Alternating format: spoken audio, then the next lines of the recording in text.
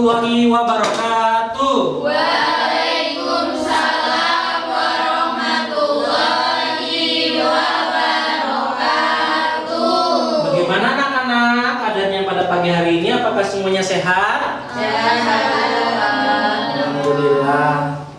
Nah, untuk pada pagi hari ini Bapak lihat ada beberapa nih yang kosong. Bapak mau cek presensi terlebih dahulu. Teman-teman coba lihat di sekitar teman-teman, apakah ada temannya yang nggak hadir pada pagi hari ini? Ada.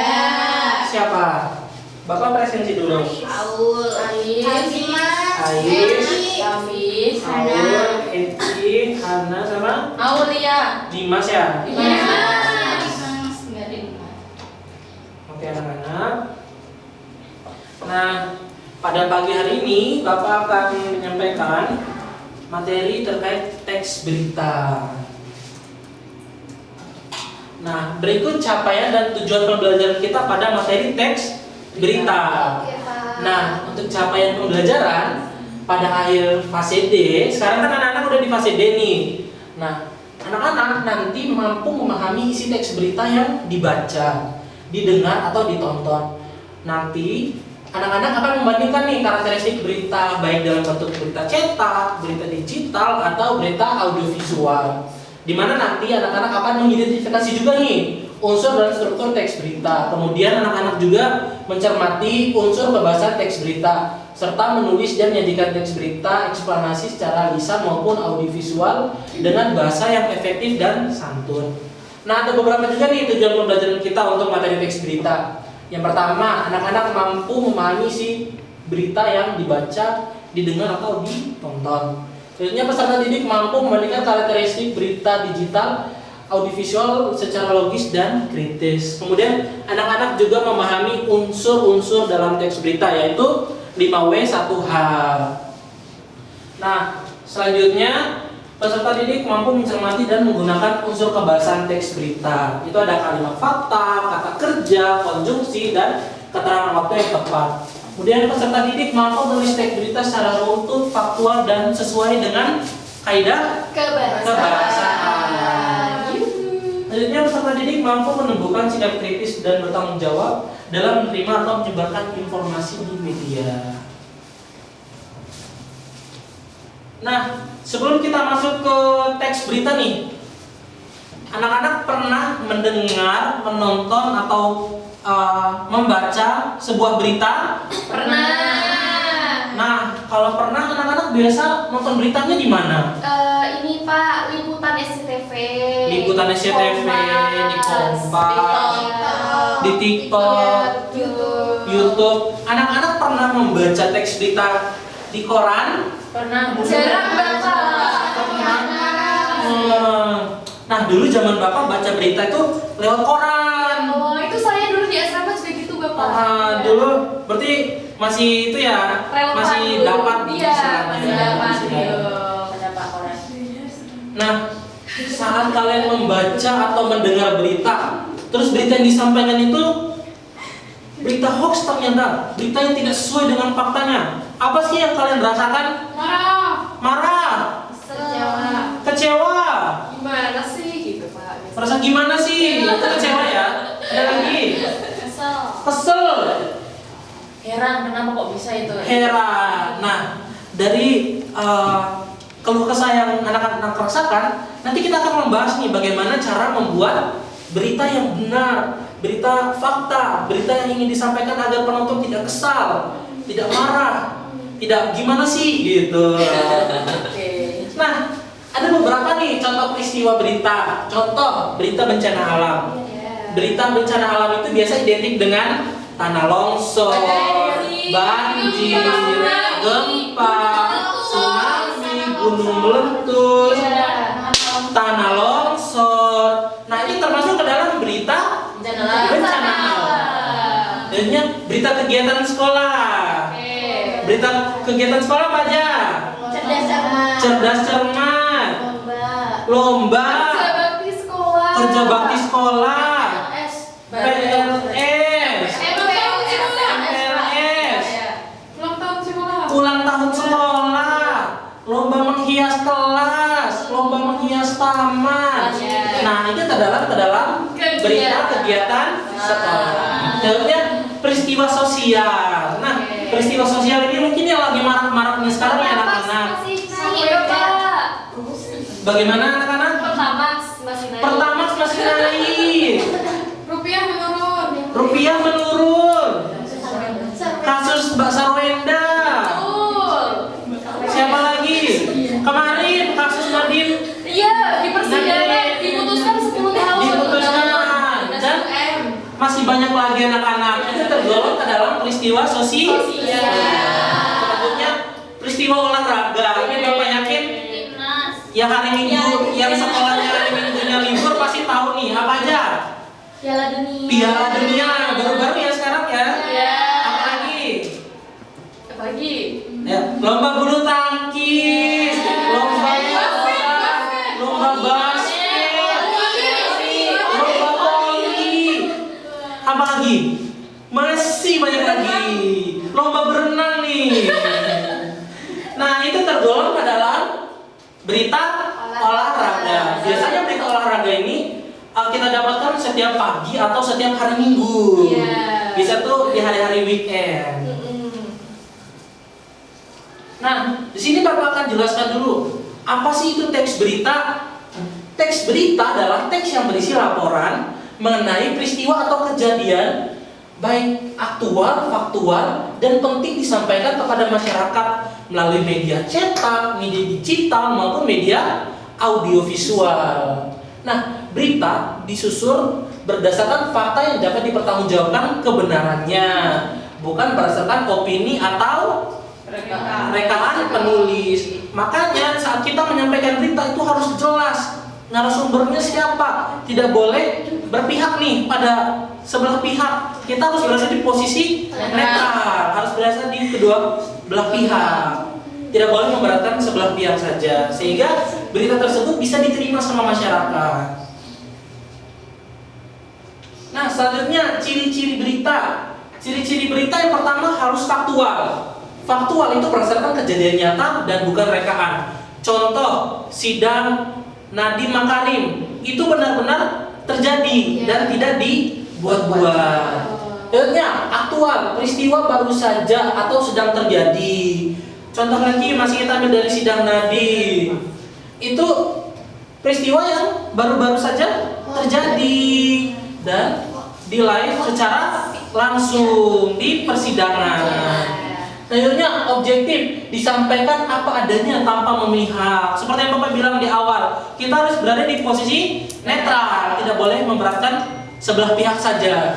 Selanjutnya lugas dan komunikatif, menggunakan bahasa yang jelas dan mudah dipahami. Jadi saat kita menyampaikan berita itu harus jelas, sehingga para pendengar atau para penonton itu mengerti apa yang kita ingin sampaikan. Selanjutnya memuat unsur 5W1H dengan lengkap.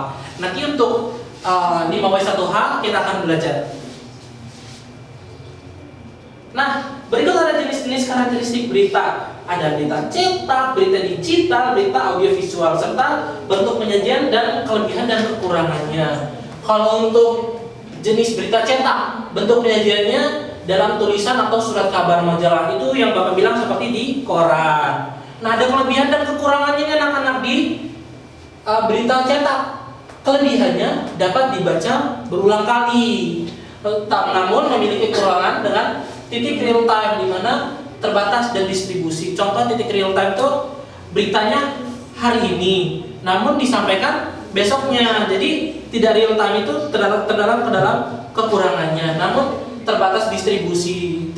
Terbatas distribusi ini, contoh cuma beberapa daerah saja yang bisa mendapatkan koran, karena tidak semua wilayah itu memiliki pabrik koran. Selanjutnya di media digital itu berupa artikel, situs atau portal berita. Contoh di Kompas, apalagi Lasiana.com, Berita.com, TV One. Nah, itu juga memiliki kelebihan dan kekurangannya. Kalau kelebihannya mudah, cepat diakses dan dapat diperbarui. Jadi kalau media digital itu hari ini beritanya, hari ini juga disiarkan. Begitu anak-anak. Selanjutnya memiliki kekurangan juga sih. ada relawan hoax dan perlu melakukan verifikasi. Jadi saat kita mendengar berita, kita harus memahami mana berita hoax dan mana yang bukan berita hoax. Akhirnya audio visual, tayangan video, televisi atau radio.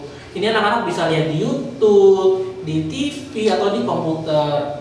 Nah, memiliki kelebihan dan kekurangan juga anak-anak. Kelebihannya menarik, terus menampilkan suasana nyata. Jadi anak-anak bisa nih lihat bagaimana kondisi situasi di sana. Namun memiliki kekurangan dengan durasi terbatas dan tidak dapat diputar secara langsung. Contoh teman-teman nonton di TV. Nah kalau di TV kan kita nggak bisa replay lagi ya, ngulang. Jadi itulah kekurangannya. Selanjutnya unsur berita 5W plus 1H atau dalam bahasa Indonesianya adik Simba. Nah 5W 1H itu apa aja? What, Who, where, why. Kalau bahasa Indonesianya Siapa, di mana, kapan, mengapa, bagaimana. Nah, itu merupakan unsur-unsur berita. Nah, 5W 1H. What? Apa? Peristiwa apa yang sedang terjadi? Nah, itu yang akan menjadi acuan utama. Akhirnya, who? Siapa? Siapa yang terlibat? Nadiem Makarim kah? Atau menteri-menteri lain kah? Akhirnya, where? Di mana? Di mana tempat kejadiannya? Di Jakarta, di gedung, atau di lapangan? Akhirnya, kapan atau when? Waktu kejadiannya. Kejadiannya bisa hari ini, kemarin dulu, lusa, 2 bulan lalu, 1 bulan lalu, atau 1 minggu lalu. Selanjutnya, why? Mengapa? Apa penyebab kejadiannya? Itu menjadi topik kedua. Apa sih penyebab kejadiannya sehingga penonton itu menjadi penasaran? Iya Pak. Akhirnya how atau bagaimana? Bagaimana proses terjadinya? Bagaimana bisa bentrokan? Bagaimana bisa ada demo? Nah, itu yang dipertanyakan. Nah, setelah kalian memahami unsur berita, kalian juga harus memahami struktur teks berita. Struktur teks berita itu ada 3 anak-anak. Ada judul, yaitu gambaran singkat dan menarik tentang isi berita. Mbak, bisa dengar dulu? Nah, kita lagi membahas nih unsur-unsur teks berita. Coba baca yang kedua, Mbak. Teras berita, bagian awal yang memuat inti berita biasanya mengandung unsur 5W 1H secara ringkas. Baik, beri aplaus untuk Mbak Rizka. Nah, itu terkait struktur yang kedua. Struktur yang ketiga adalah tubuh berita, di mana tubuh berita ini berisi penjabaran lebih rinci mengenai peristiwa, disusun dengan pola piramida terbalik atau informasi terpenting di bagian awal. Nah, selanjutnya ada unsur-unsur kebahasan teks berita. Unsur-unsur kebahasan teks berita itu ada 6. Ada kalimat fakta, kalimat opini, kata kerja aktif, konjungsi temporal dan kausal, keterangan waktu, dan penggunaan kalimat langsung dan tidak langsung saat mengutip. Nah, contoh kalimat fakta yaitu pernyataan yang dapat dibuktikan kebenarannya. Contoh, hujan turun sejak pukul 2 siang. Apakah itu benar? Enggak, karena sekarang tidak hujan. Coba Bapak ganti. Hari ini anak-anak sedang belajar teks berita. Benar, berarti fakta. Selanjutnya kalimat opini, pendapat atau penilaian seorang biasanya tidak digunakan dalam tubuh berita objektif. Jadi pendapat apapun kita nggak boleh masukkan ke dalam berita. Akhirnya kerja aktif dan pasif untuk menjelaskan tindakan atau peristiwa. Konjungsi temporal dan klausal, contoh lalu, kemudian, sehingga, karena, dimana itu untuk menjalin urutan peristiwa. Keterangan waktu dan tempat yang jelas dan spesifik. Jadi untuk keterangan waktu dan tempat itu harus jelas ya anak-anak. Tidak boleh dikarang-karang. Contoh kejadiannya di Jakarta, tapi di berita disampaikan kejadiannya di NTT. Jadi bentrok kan? Yang benar kejadiannya di mana? Selanjutnya penggunaan kalimat langsung dan tidak langsung pada saat mengutip narasumber. Jadi untuk mengutip narasumber ini anak-anak harus paham dulu siapa yang ingin diwawancara. Narasumber siapa? itu harus jelas sehingga kita bisa mengutip narasumbernya. Contoh, narasumber mengatakan hari ini saya akan lawan. Nah, itu siapa? Jokowi. Selanjutnya langkah-langkah menulis teks berita eksplanasi. Yang pertama, menentukan peristiwa aktual dan faktual di lingkungan sekitar. Mengumpulkan data melalui pengamatan, wawancara atau referensi terpercaya. Menyusun kerangka berita berdasarkan unsur 5W 1H. Menulis teras berita yang muat inti peristiwa. Yang kelima, memuat tubuh berita secara runtuh dan objektif. Dan yang keenam, menyuting bahasa dan ejaan yang akan dipublikasikan. Nah, sebelum kita mengakhiri pembelajaran pada hari ini, Bapak akan memberikan kalian tugas LKPD nih. Nanti dalam LKPD ini, anak-anak membentuk satu kelompok berisi 5 orang. Oke? Nanti bisa dikerjakan sesuai arahan. Oke, nanti di sini bisa isi nama, kelas, anggota kelompok. Nanti anak-anak bisa mengerjakan LKPD. Terus ini adalah pertanyaannya. Nanti untuk yang nomor 1, nomor 2 ini untuk tugas di rumah. Tapi untuk sekarang Bapak menyediakan tugas. Bapak menyediakan berita untuk yang sekarang untuk di kerja kelompok sekarang. Jadi anak-anak mencari peristiwa apa yang diberikan dalam tayangan, terus di mana peristiwa itu terjadi, siapa saja yang terlibat, dan mengapa peristiwa tersebut penting untuk diberitakan dan bagaimana peristiwa tersebut. Nanti anak-anak bisa tuliskan jawaban, terus unsur 5W 1H, terus struktur teks beritanya apa saja, terus kegiatannya. Gitu ya anak-anak. Siap, Bapak. Bisa dikerjakan terlebih dahulu dalam bentuk kelompok. Kelompok. Oke, ini kelompok anggrek. Ya. Kalau yang ini Kita kelompok apa? Lili. kelompok lili. Kelompok lavender kita apa?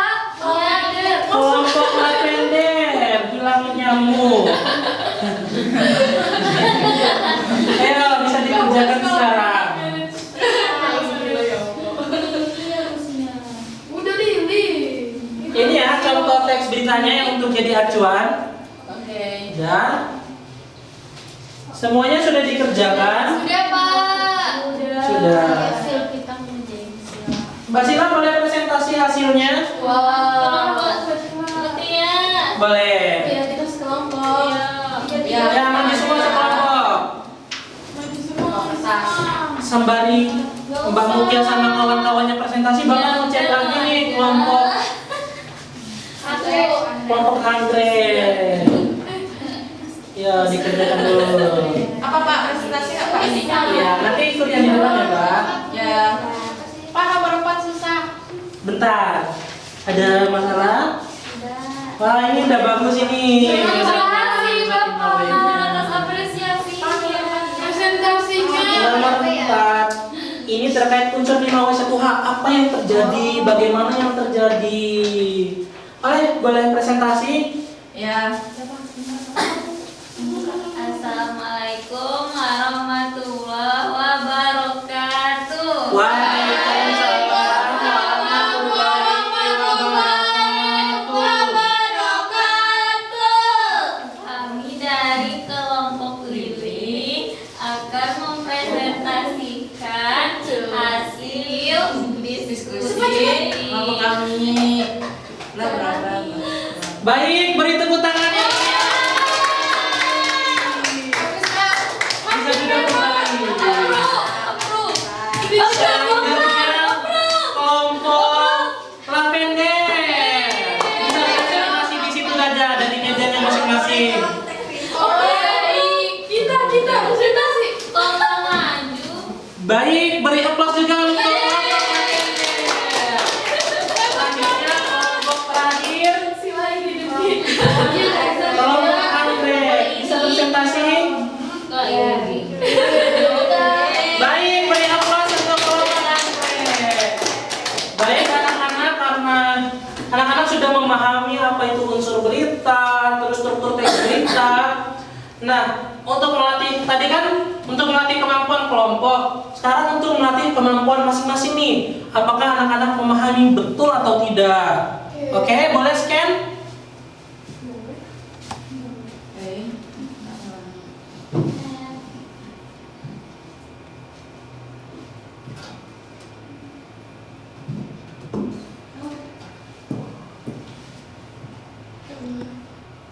Sudah? Sudah. Baik anak-anak, setelah dikerjakan, Ya. ada kendala dalam mengisi? Enggak, Pak. Nanti kami gantian, Aman. Pak. Setengah dia, setengah saya ya, Ah, Pak. baik. Gampang, Pak. Kelompok lavender. Mbak Rizka ada? Lavender kan ya ini, Pak. Oh, sorry, ini kelompok Andre. Oke, karena semua jawaban telah dikumpulkan, mari beri ongkos untuk diri kita masing-masing karena telah dikerjakan. Nah, nanti LKPD-nya bisa dilanjutkan untuk kerja di rumah.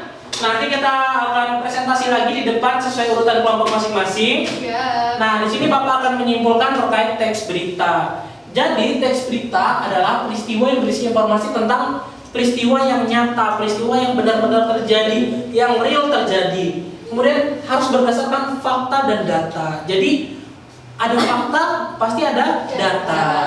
Dan memiliki unsur 5W1A. Unsur 5W1H apa aja tadi?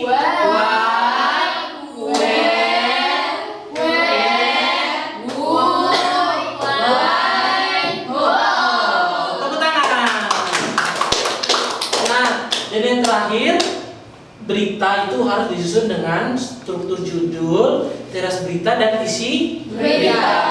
Agar berita yang kita sampaikan itu bisa Tersampaikan. Baik. Nah, untuk materi teks berita Bapak cukupkan sampai hari ini saja dulu. Semoga apa yang Bapak sampaikan bisa anak-anak mengerti. Yes. Nanti untuk pertemuan berikutnya silakan persiapkan untuk LKPD-nya untuk dikumpulkan dan dipresentasikan di depan. Baik. Sekian Bapak ucapkan untuk kelas pada pagi hari ini. Wassalamualaikum warahmatullahi wabarakatuh. Waalaikumsalam.